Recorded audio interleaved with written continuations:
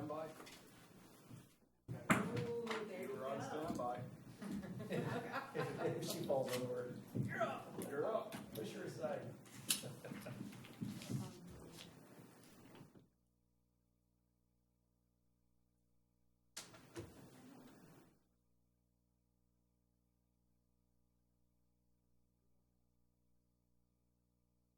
I haven't heard different things. Okay. Norovirus. Is that Yeah. what's going on? It's in Yolo County, right? No, but we got a notice from in Lincoln.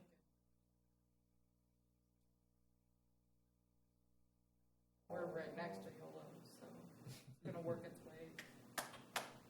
But I thought they said Sacramento County was right. Oh, God. West south. Oh, that's when they're really good? When you're sitting over there, they're like looking at you. What are you doing? What are you doing? Is that what you asked for? This is television? Yeah, exactly. Just spend the cheap bunch of peanut butter pretzels. That killed the guy. Why that stuff been sitting in there for 3 months? They just kept reheating it, added to it. It killed one and made more sick or something, really bad. Puppies are well taken care of. Nachos. Nachos sell like crazy. I was thinking the same That's what thing. I'm Joey like, said. I've never bought nachos from a 7-Eleven or whatever. I've Yes. never done that. It's a gas station. Oh my I'm goodness, surprised that that's hungry awesome. people buy those. And then, over in Albuquerque, videos, she found a video. Our two big daughters are dead. You know they never clean that nacho thing. They just With let it peanuts. dry out and refill it. they add it. Dry out and they add it. You know, that's. And they get it out of the plastic bag. So they just. No, they're all Squeeze good. the bottom. Oh, they So can. good. It's so good. I'm surprised But that they're there all is enough like organic Right. grow bacteria. It should just be water, oil, and food coloring. That's what it is. It's mushrooms Oh, you go. grown out of it. I mean, we always have. Always look here too. Always have cross-rated shots. Usually, just really hot, and you shave them down. Yeah. What's up, they're on the side.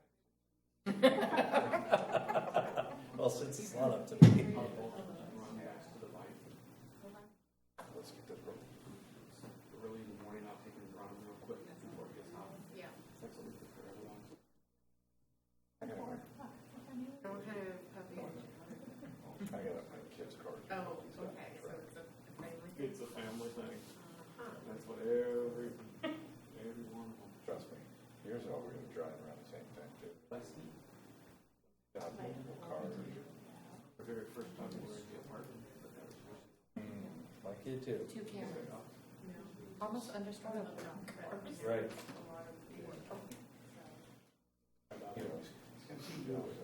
Currently he was driving with the brake and the, like he was perfect puppy and he's on the corner. there's something cool about that on video. What do you call it? It's like Sitting outside the name. Yeah, it doesn't do good to your tongue. drifting or whatever. Listen to tell the story. Everything feels perfect. The perfect puppy was Makes sense. wouldn't sit. Oh. It's gonna cost me. Having quite a good time. Cost me cover, cost me going.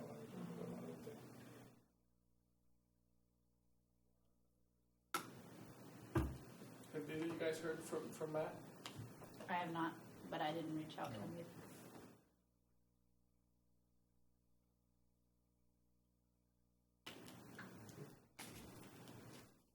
The good news is, What?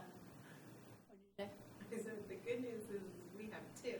Yeah, but doesn't that mean I have to do something if he doesn't show up? Well, it's a easy agenda.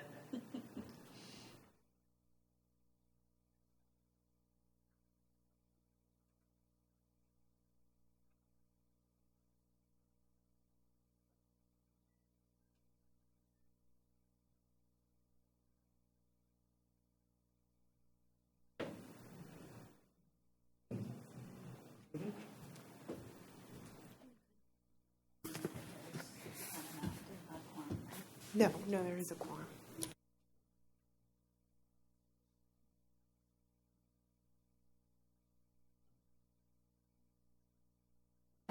Yeah.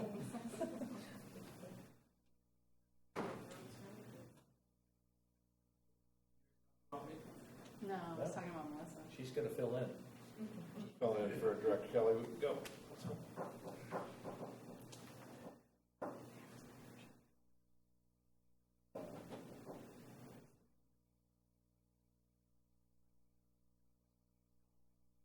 It's always just.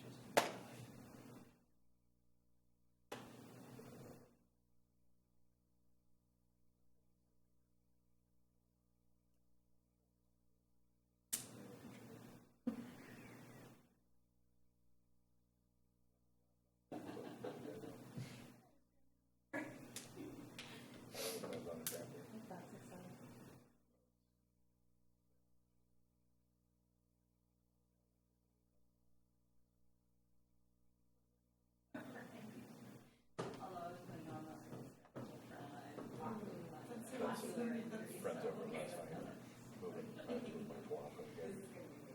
Had to take the thing. It is a pain. So Drives a lot of your activity. it does. So my buddy's kids are over. I get my Hey, she looks small. yes. That's a life deal. His kid is mini me. 5'9", about 250. And so Dylan and my son, you know, couple of guys grew up together. So, you know, we basketball and shit. We get back. Oh, me. I said, hey, me and Dylan is out of the pool. In the pool. You can't really move that. You're in charge. Pools. And he was like, it was kind of crappy out. Really? Oh, God. Well, Matt's tearing his ass up. He's all scratched up. You feel like being like, Are we ready? All right, I'm going to call this meeting to order. Today is the Finance and Audit Committee special meeting, Wednesday, 24th. This is do we have give the public the opportunity to discuss any matters of public interest within the committee scope, including items on or not on the agenda? There are no speakers this evening. We have one consent item that I need a motion. I move we approve the consent agenda. I second. I have a motion and a second.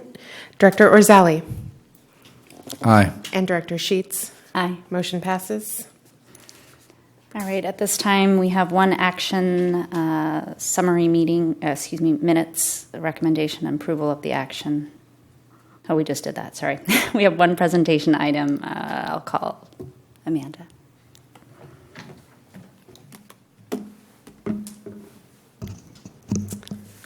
Good evening, directors, Chief Harms. This evening, we will be presenting the preliminary budget for fiscal year 2017-18, which is the 12 months beginning July 1, 2017.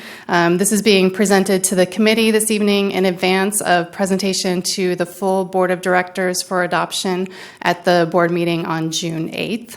And at this time, I'd like to turn it over to Chief Harms, who I think wanted to make a couple of comments at the outset. Thank you. Good evening to both of you. I just have a few things about the budget. Director Sheets, I know that you came to one of our initial budget meetings. Through the preliminary budget, we started off with quite a large funding gap. We went through the cycle and gave the opportunity for each of our different divisions to come forward with funding needs. We went through that process, prioritized our spending, and presently this evening, I would say that we have essentially a balanced budget with a one-time expense. The 17-18 budget roughly includes about $195 million in revenue and about $196 million in expenses. And that's a $1 million use of revenues, and it's mostly as a one-time expense, and we'll talk a little bit more about that, but it's for the downstairs rental of the downstairs and renovations of that area. Property tax revenue for 17-18 is expected to be up about 5%. That's about 1% higher than Amanda had expected initially. And we do see some additional revenue and some additional funding through basically ambulance reimbursement or our medical fees. There is some that goes in there. Of the growth of the large portion of it is the growth of the budget goes with the labor and the expenses from salaries under the contract and some higher pension costs. As I said, the budget assumes a one-time first floor that we would lease that in 2017-18, where again we're working with two parties right now. And we would use approximately $1 million out of the reserve funds for upgrades to the first floor with that new occupant coming in. We're going to talk a lot tonight about the budget, and then tomorrow night Amanda's going to go through and look at a 5-year prediction of kind of where we're at today, some basic expectations or some assumptions on future growth, and also some future expectations as far as pensions and costs and some additional expenses that we'll have coming forward. So tonight we'll mostly focus on the 17 and 18 budget.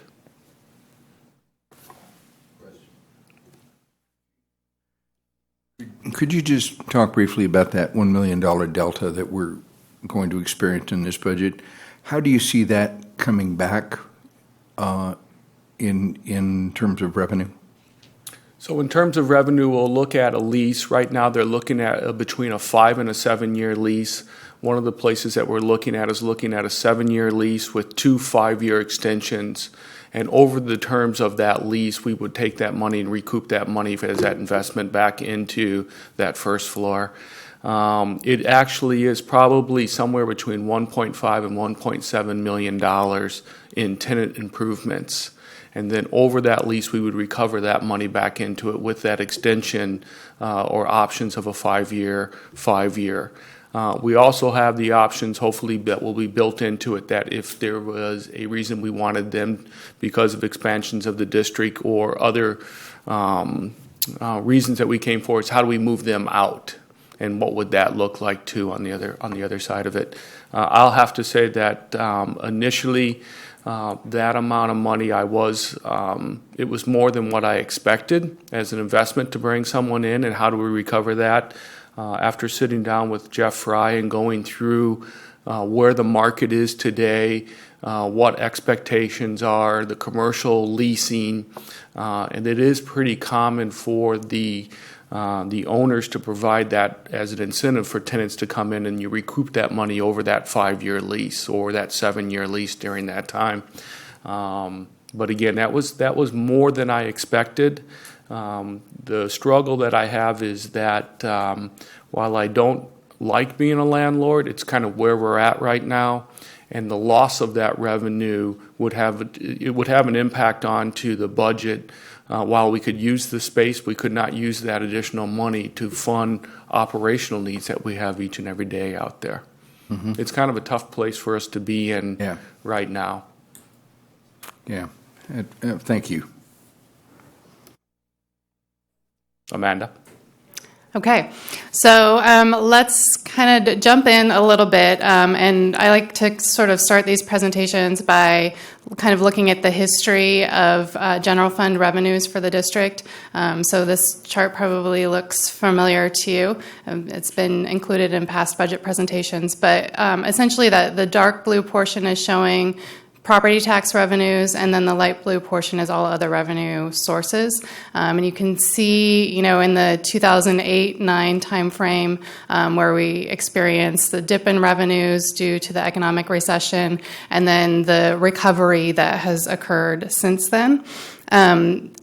Most recently in fiscal year 2016-17, that was the first year where our property tax revenues really reached their pre-recession levels. So it took that long of a period of time to recover back to the same level of property tax revenues. But you can see, because of development of other revenue sources, primarily in medic fees and some of the supplemental programs like GEMT and IGT, that our other revenues sort of helped to make up for that difference in that recovery period. And in terms of total revenues, we were able to recover sooner than we would have had we been relying solely on property tax revenues.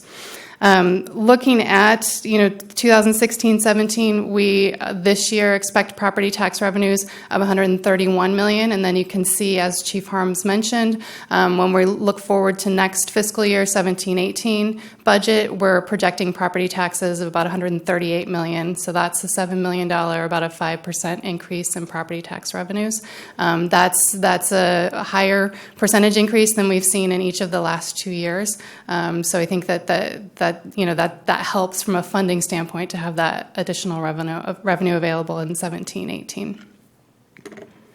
Looking at total revenues for 17-18, when we add the other revenue sources together, and also when we add in our net intergovernmental transfer, or IGT revenue, we're at $195 million for 17-18, which if you kind of look back to where we were sort of at the depths of the recession, in 2010-11 timeframe, $144 million, we're about $50 million more in total revenue.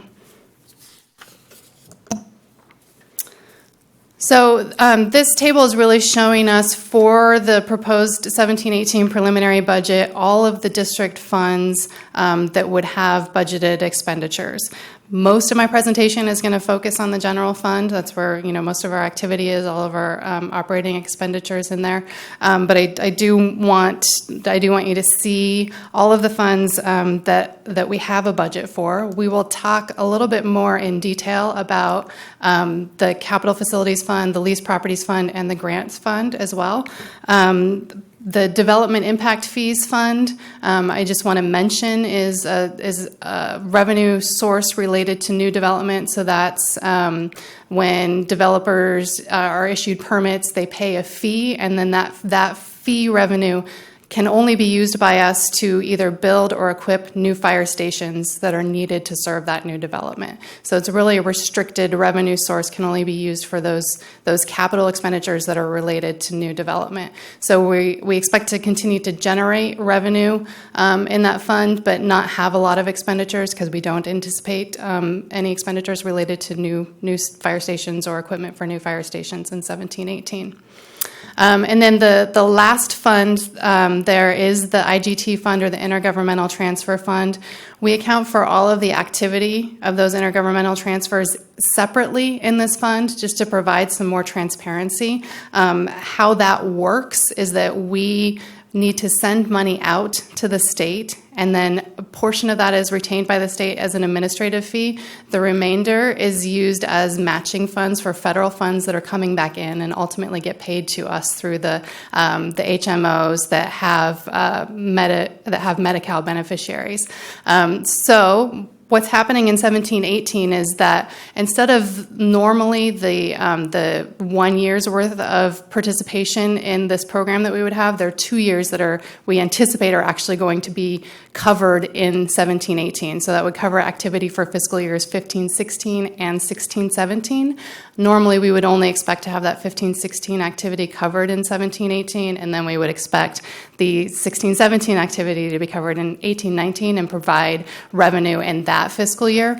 So the way that we're showing this from a budget standpoint is all of that IGT activity would happen in 17-18, but we would only transfer back out to the general fund for use in 17-18, 1 year's worth, and then that second year would remain in the IGT fund so that it could be available for general fund expenditures in 18-19. It's a little bit complicated, but if you look at the numbers on there, the key numbers are the revenues less expenditures line of approximately $11.5 million.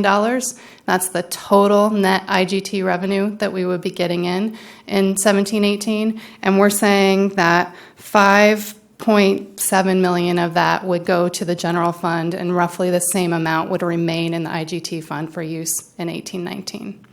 So in each of 17-18 and 18-19, we would have about $5.7 million in IGT funding that would go to the general fund and be available for general fund operating expenditures.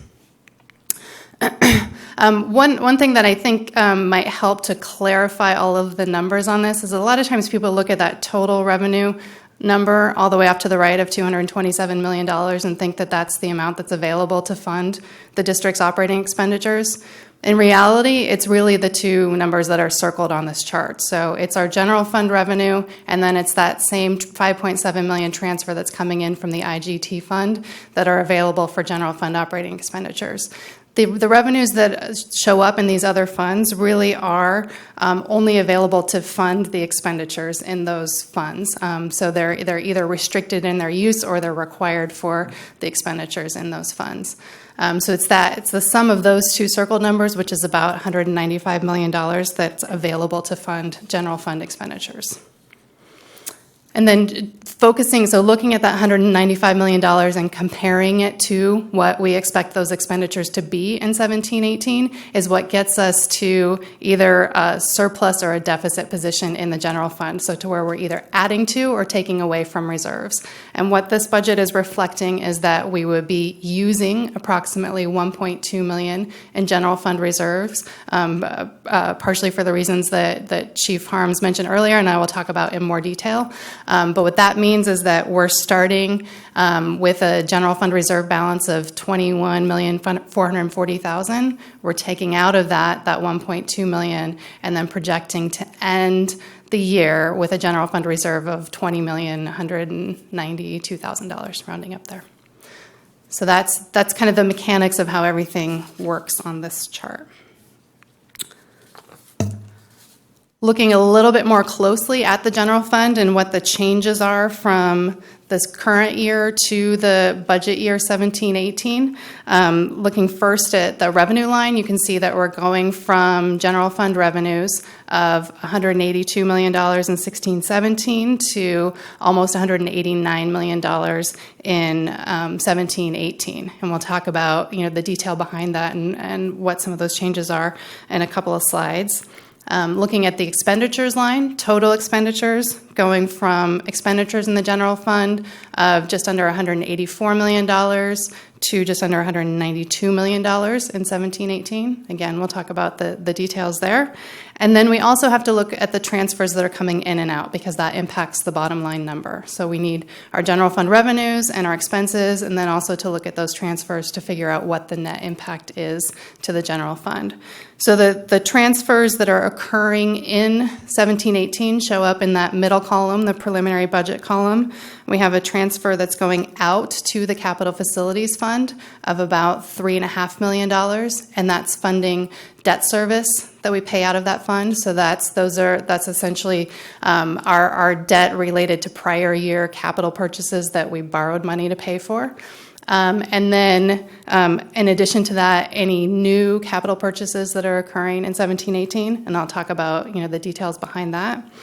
Then we also have a transfer that's going out to the leased properties fund. So that's a little under $700,000 that's going to the leased properties fund, and that is being driven by the fact that we do have this, we're anticipating that we would have a large one-time expense in 17-18 as a result of leasing out the first floor of this building that we would recover the cost of over the life of the lease. So I do want to stress, and I'll talk about it as we get there in more detail, that these are all based on assumptions. So it's an assumption about how much revenue would be generated and what the associated tenant improvement and cost with that rental rate would be. There are trade-offs, so it could end up being a lower rental rate and a lower tenant improvement costs, or the reverse. But that we've made an assumption that at this point seems reasonable about what's most likely to happen on the first floor. And then the final transfer is what we already talked about. That's that transfer that's coming in from the IGT fund, about $5.7 million, and that's helping to provide additional resources in the general fund. So that when you compare the revenues and expenses and transfers, you end up with a $1.2 million use of general fund reserves. That compares to about $700,000 in the current 16-17 budget. So you can see that that basically an additional, compared to this year, it would be an additional use of reserves of $500,000, which is actually less than that transfer amount that's going to the leased properties fund as a result of those one-time expenses.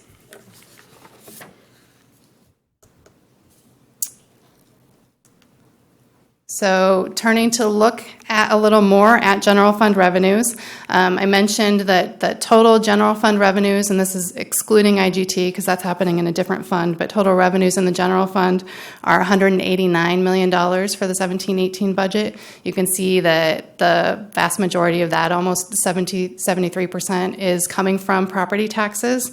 The next largest category is our medic cost recovery. That's a little under 20%. And then we have additional amounts coming from the other categories that you see there. So that $189 million general fund revenue budget represents about a $6.7 million increase in revenues compared to the current fiscal year 16-17 budget. Property taxes are representing about $6.8 million of that increase. So that 5% increase we're expecting in property taxes is generating an additional $6.8 million. We're also including $3.1 million in additional revenues for medic cost recovery, and this is really resulting from two factors. One is essentially having additional units in service for which the district is billing relative to 16-17. So we're comparing a full year 17-18 to a 16-17 year where there were AMR units operating in the district that we were not billing for. So we expect to see an improvement as a result of that. And then we are also assuming that there would be an adjustment to the rates during the 17-18 year. The rates haven't been adjusted since 2012, and our costs have certainly gone up since then. So that's something that we're evaluating right now is an adjustment to rates that would be brought forward to the board for consideration and would result in additional revenues in 17-18. We have about $400,000 increased revenue as a result of contract service, and this really results from additional cost recovery that we would expect for the service that we're providing, the ARF service that we're providing at McClellan under a contract that's being negotiated there. And then offsetting those increases, we have $3.8 million reduction in revenue because we're comparing mid-year budget in 16-17 that includes reimbursement and costs associated with deployments to a preliminary budget where we're not including either the direct labor cost or the reimbursement for that direct labor cost. So we have $3.8 million decrease just as a result of not really having an apples-to-apples comparison there. When we talk about labor, you'll see that the labor expenses are also lower in 17-18 relative to 16-17 for that very same reason. So when we adjust for that difference in how we treat deployment revenue, the net increase in general fund revenue is about $10.5 million. Added to the general fund revenue, that $189 million in general fund revenue, is the net IGT revenue that gets transferred into the general fund. That's about $5.8 million. That's a slight decrease, about $100,000 relative to this year. So turning to look at expenses, total general fund expenses are about $192 million.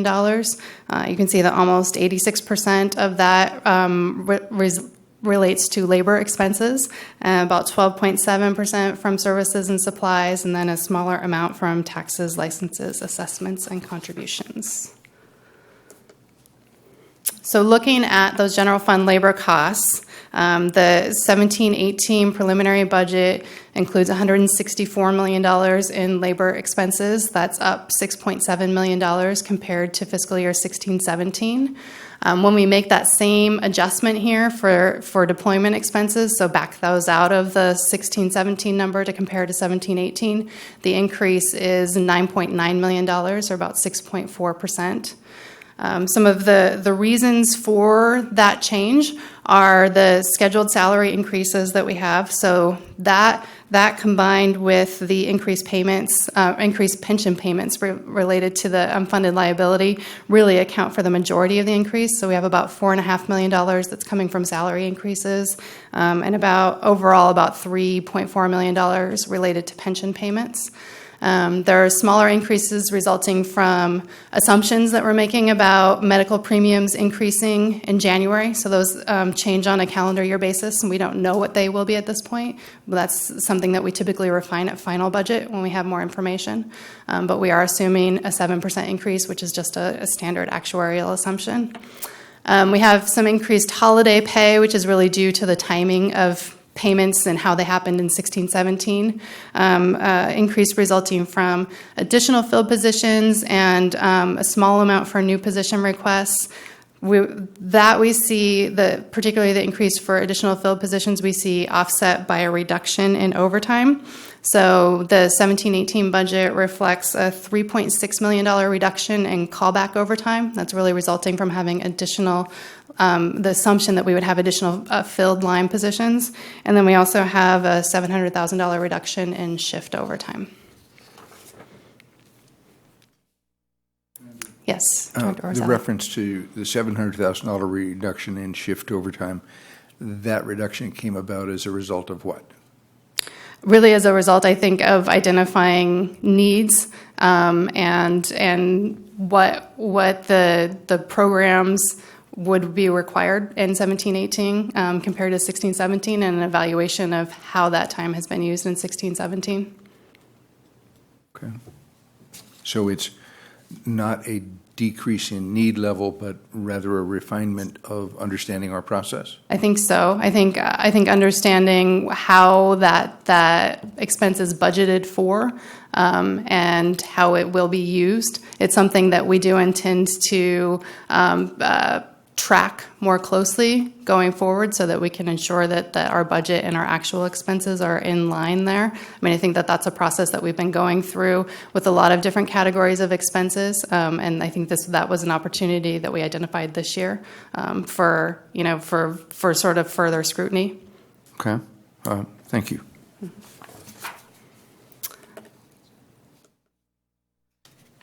Okay, so turning to look at general fund service and supplies expenses. The service and supplies budget totals $24.3 million. That's about a $1 million increase compared to this year. Most of that results from the assumption that we would have 12 months of the contract for ambulance service in 17-18 versus only 7 months in 16-17. There were various other smaller increases for training, building services, fuel, safety, and clothing supplies. Those were largely offset by reductions that resulted from one-time expenditures that we had in fiscal year 16-17 for equipment and election services that are not included in the 17-18 budget. And then looking at the final and smallest category of general fund expenses, our debt service assessments and contributions budget totals about $3.1 million. That's essentially unchanged from fiscal year 16-17. The largest component of that is about $1.8 million that we pay to the county for their administration and collection of property taxes on our behalf.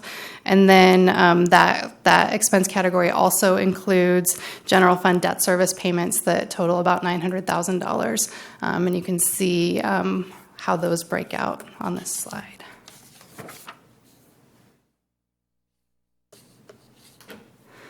So as I mentioned earlier, after revenues and expenses, we have to take a look at the transfers. So some of these we've already talked about, but just to kind of recap, the net transfers that are coming into the general fund total $1.5 million, and that's two that are going out, offset by a larger one that's coming in. So the $3.6 million transfer that's going to the Capital Facilities Fund is actually a decrease compared to 16-17, about a $1.3 million reduction in that funding requirement. I'll talk about where the $3.6 million comes from on the next slide. And then we have a $7 million transfer that's going to the leased $700,000 transfer that's going to the leased properties fund. And that we talked about a little bit. We'll also talk about that in more detail in just a moment. And then we have that $5.8 million net transfer that's coming in from the IGT fund, as we already discussed. So looking at the Capital Facilities Fund, and this is really the fund where we account for all of the capital purchases and the financing proceeds and the debt service that needs to be paid on that financing. If you look at that preliminary FY 17-18 column, you'll see that total revenue in that fund is about $4.9 million. And then if you look at total expenses, it's about $8.4 million. So the difference between those two is the $3.6 million that needs to come from the general fund to the capital facilities fund.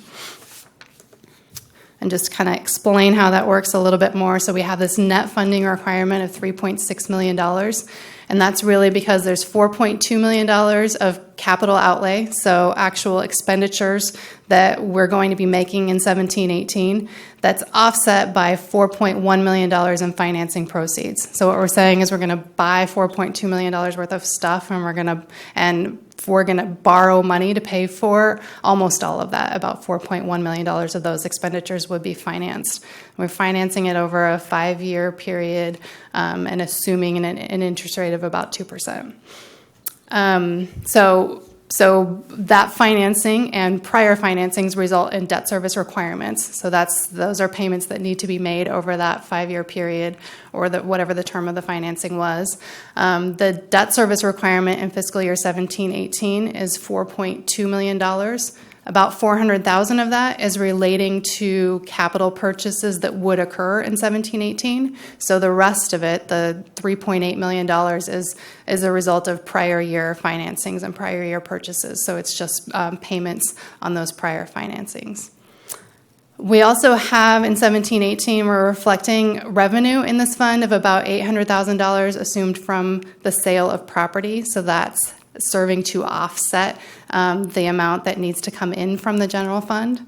And then just some more detail on the capital purchases that are included in that $4.2 million of capital outlay. These are the major ones. We have a hazmat truck for $1 million, 3 ambulances for $600,000, 3 Type 6 engines for $600,000, and then an air rig for $600,000. So those are the major purchases. There's some other ones that total to that $4.2 million of capital outlay.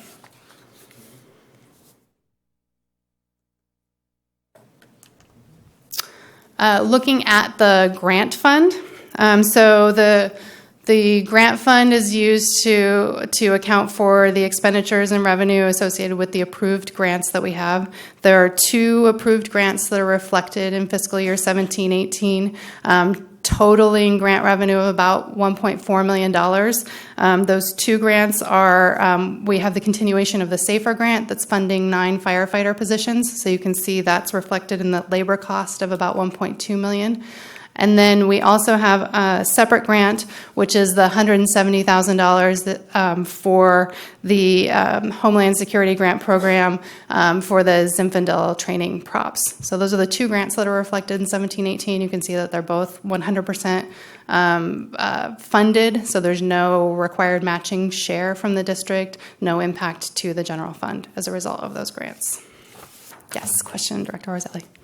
With regard to those grants, the reporting requirements and maintenance requirements that those grants hold, those are paid for out of the general fund. Is that right?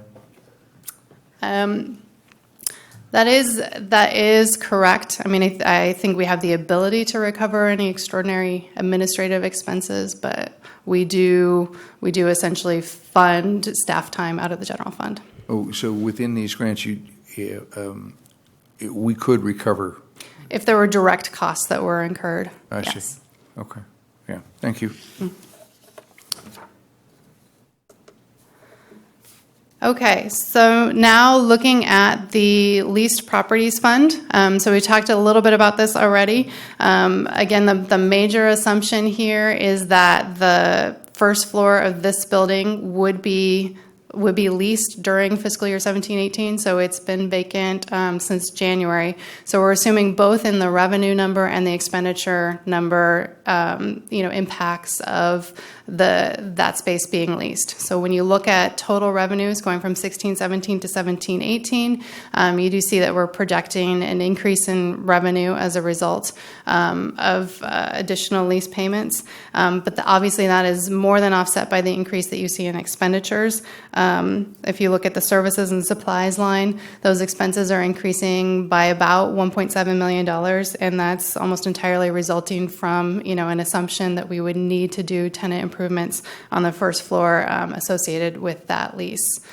Comparing the revenue line and the expenditure line, you can see that there's $1.3 million more in expenditures than revenue. about half of, or excuse me, 1.4 million more in expenditures than revenue, looking at that middle column there. About half of that would actually be funded from reserves that are already existing within the leased properties fund. So these are not general fund reserves, it's just the beginning balance of that leased properties fund, which has resulted from, lease revenue in excess of expenditures in prior years. So that $767,000 number you see on the bottom, that's how much funding is coming from the leased properties fund. And the difference between what's in there and what's needed is the $669,000 that would come from general fund reserves. So a little bit less than half of the total deficit in the leased properties fund.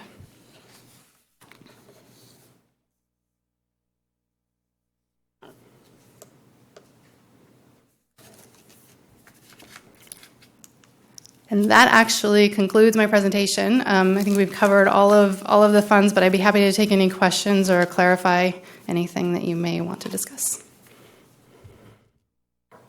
Well, it's not that I have questions. I just wanted to compliment you on the quality of this report.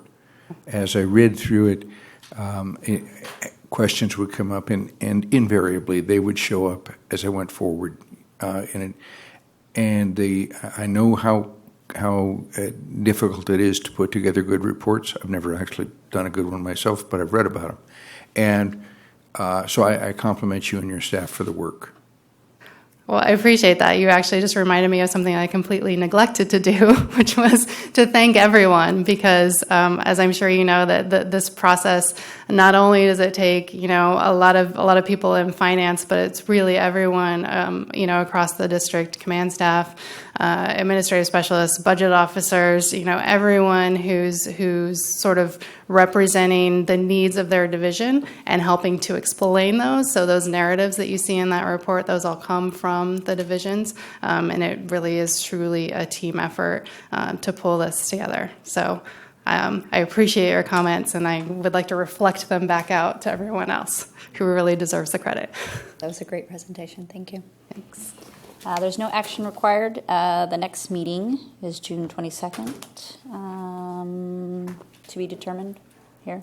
All right, and that concludes the meeting.